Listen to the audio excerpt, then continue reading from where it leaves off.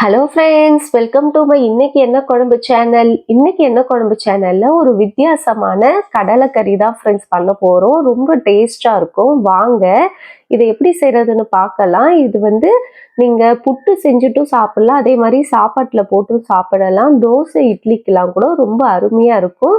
வாங்க இதை எப்படி செய்யறதுன்னு பார்க்கலாம். ஃபர்ஸ்ட் ஒரு கடாய் எடுத்துக்கோங்க. அதுல ஒரு 3 டீஸ்பூன் அளவுக்கு எண்ணெய் ஆட் பண்ணிக்கோங்க.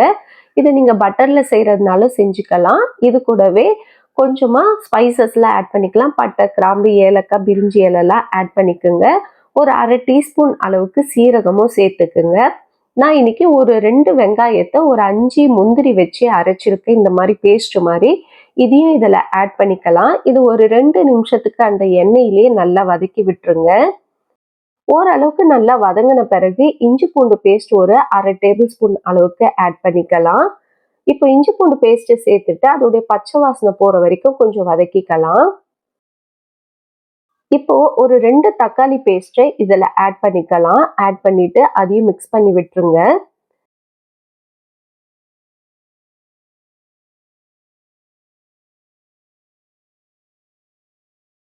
இப்போ இது கூடவே ஒரு 1/2 டீஸ்பூன் அளவுக்கு மஞ்சள் தூளும் தேவையான அளவுக்கு உப்பு சேர்த்து இதை நல்லா வதக்கி விட்டுருங்க.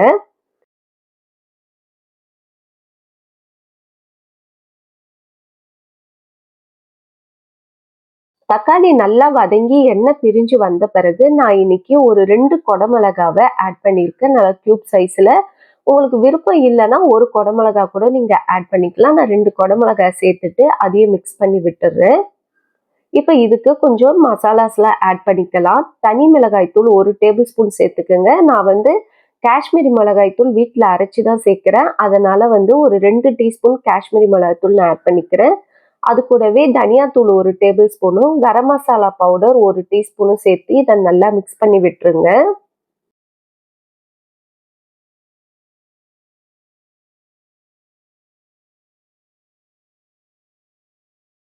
நைட்டே ஒரு 2 கப் அளவுக்கு கொண்டக்கடலையை ஒரு 8 மணி நேரம் ஊற வச்சிருக்கேன். இதை ஒரு 8 விசில் போட்டு நல்லா வேக வச்சு எடுத்திருக்கேன். இதுல இருந்த தண்ணி பார்த்தீங்கன்னா ஒரு மாதிரி சேறு மாதிரி இருந்தது. கடலை ரொம்ப சேத்துல இருந்து எடுத்தா எப்படி இருக்கும் அந்த மாதிரி ஒரு தண்ணியா இருந்தது. அதால நான் அதை தண்ணியை கீழே கொட்டிட்டேன். உங்களுடைய கொண்டக்கடலையில வேக வைக்கிற தண்ணி நல்லா இருக்குன்னா அந்த தண்ணியோடவே நீங்க ஆட் பண்ணிக்கலாம், ஒன்றும் பிரச்சனை இல்லை. இப்போ இந்த கொண்டக்கடலையும் ஆட் பண்ணிட்டு நல்லா மிக்ஸ் பண்ணி விட்டுருங்க. இப்போ இந்த குழம்புக்கு தேவையான அளவுக்கு தண்ணி ஆட் பண்ணிக்கலாம். ஆட் பண்ணிட்டு இது நல்லா கொதிக்கட்டும். ஹை ஃப்ளேம்ல மூடி போட்டு அப்படியே ஒரு 5 நிமிஷம் கொதிக்க விடுங்க. லோ ஃப்ளேம்ல ஒரு 5 நிமிஷம் அப்படியே கொதிக்கட்டும்.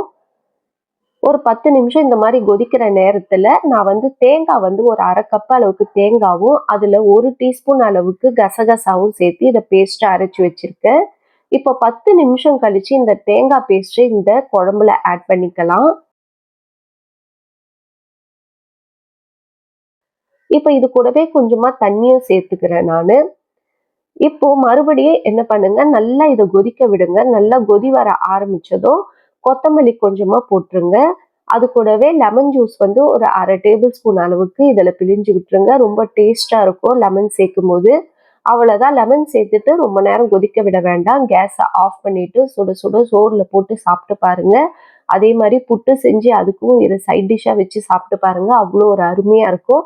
இந்த வீடியோ உங்களுக்கு பிடிச்சிருந்தா மறக்காம லைக் பண்ணுங்க, ஷேர் பண்ணுங்க, சப்ஸ்கிரைப் பண்ணுங்க ஃப்ரெண்ட்ஸ். இன்னொரு வீடியோல உங்களை சந்திக்கிறேன். பாய் பாய் ஃப்ரெண்ட்ஸ்.